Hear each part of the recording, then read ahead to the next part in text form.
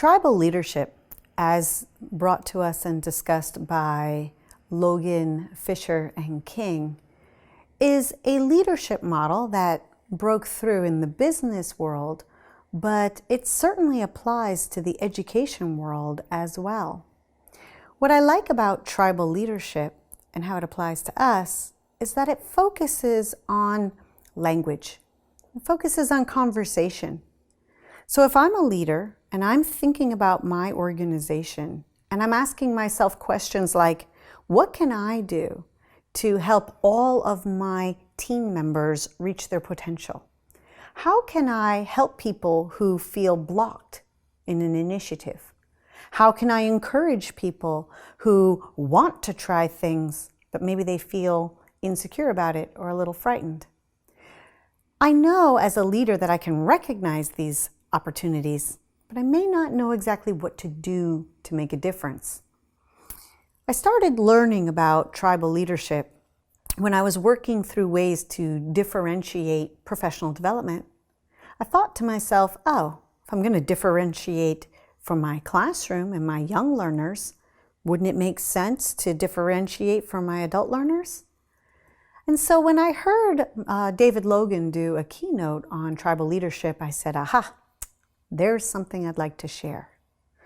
So the levels of tribes range from levels 1 through 5.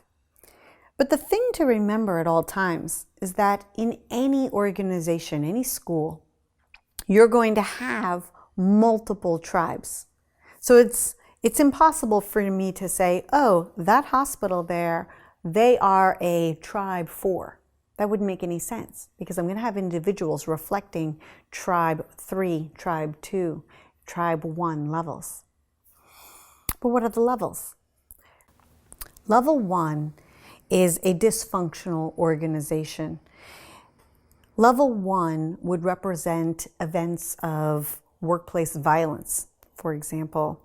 You don't want a level 1 situation, but you can tell it's coming if you listen to the conversations or you listen to any individuals in your organization and their tone is saying things like, the world is terrible.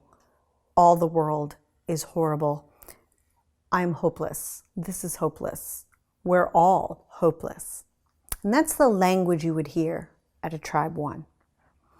Tribe 2 is different from that, but it's still not fully functional in the sense that tribe 2 is functioning at the I'm terrible.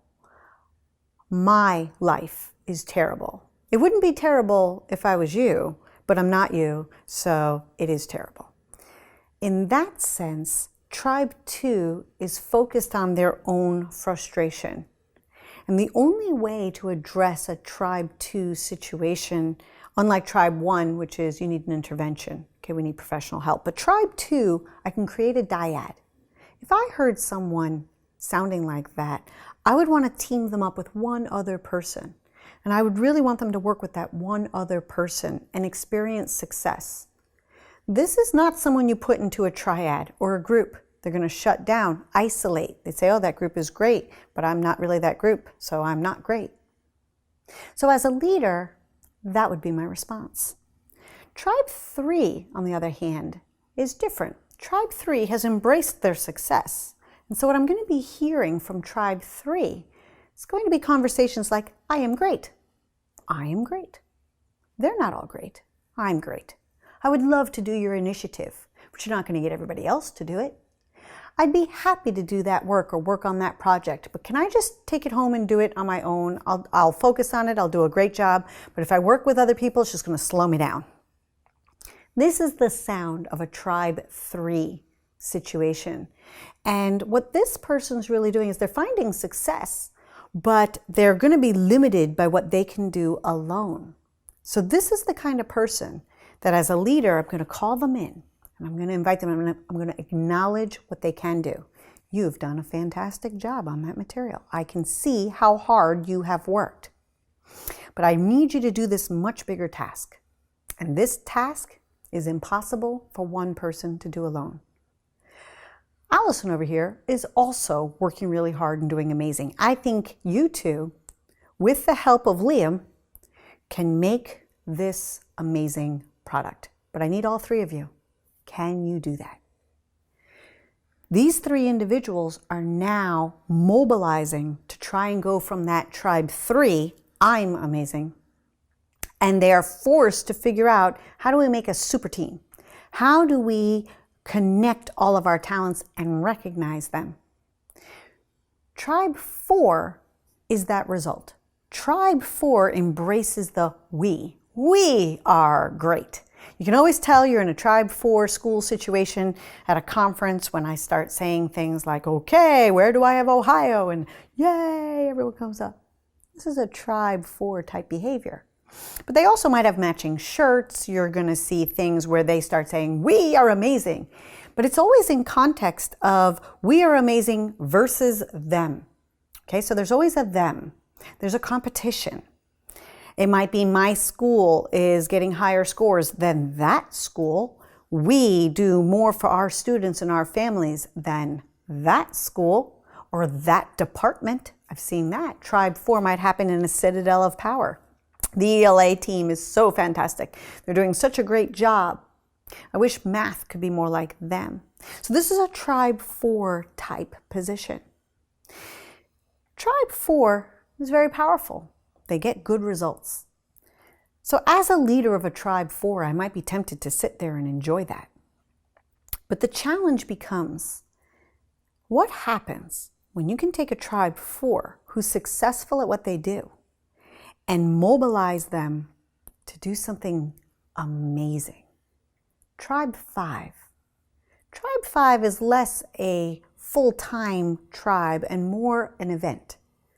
Tribe 5 is when Tribe 4 works so hard, abandons all notion of resources, profit, competition, and tries to make the world a better place. Tribe 5 tries to do a miracle. They engage in doing the impossible. They accept the challenge. They might even go out of business. Now, Logan and his team talk about a pharmaceutical company who was working, they were actually going out of business. And when they went in and spoke to them and they said, what's happening to you? Why are you going out of business? Who's the enemy? And they had answers unlike their competition. They were like, death, and cancer. People are still dying and we're trying to stop that. So they were throwing all their resources and all their talent into trying to solve a problem that was so big and so impossible, no one else had the courage or the ability, no super team, to do it. And so what we realized is, if I take a Tribe 4 and I say to them, let's go for the mission. Let's go for the brass ring, because we are actually capable of doing that. And if I move that language in that direction, then I can have a Tribe 5 moment. In education, we can get caught in all these different levels, and we can all picture our colleagues in these spots. But as a leader, if I listen to the conversations, then I'm able to respond to my staff's needs. If they're Tribe 1, we get them help. If they're Tribe 2, we get them a dyad. If they're Tribe 3, we create a group of talent. If it's Tribe 4, we inspire them with a mission and a purpose and a why that's worthy of their talents.